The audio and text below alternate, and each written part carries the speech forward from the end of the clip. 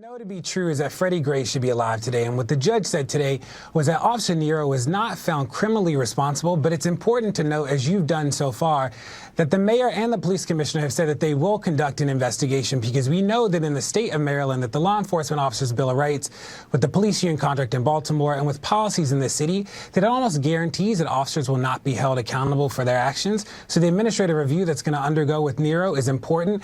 And remember that this is just one of 6 cases. There were no facts. There were zero facts to support this charge against this officer. And this is a judge who himself had prosecuted cops, bad cops, for the last 5 years before he took the bench. It was facts around a criminal. This is a criminal case. So again, what the judge found today was that there was no crime committed based on the current laws. Right. So my question was, do you accept that? Or do you agree with that woman we just heard who said this verdict is biased and racist to the core? So like I said, Megyn, so I agree that this is a reminder that we need to make the laws so that they can hold police officers accountable. Laws like Officer Nero?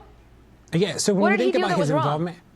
So again, what this said today was that given the current standards, that he was not criminally responsible. We've seen this play out in verdicts all across the country where officers aren't held accountable. What did he do that was wrong, Deray? What specifically did this guy do? Because what the evidence showed us was he had virtually no interaction with Freddie Gray. None. No. So did you read the verdict? So that what the judge does say is that he actually did have involvement with the stop, but not the arrest specifically. So he was involved. Freddie Gray should not have been stopped. He was no threat to the officers. The officers were a threat to Freddie Gray.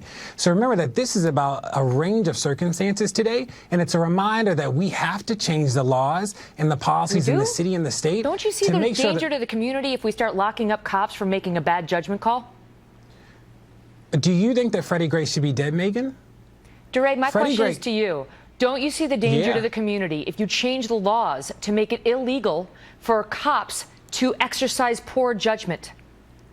So, Megyn, I will never agree that an officer's role is to kill unarmed citizens. Freddie Gray entered that van alive, and he left the van with his spine damaged.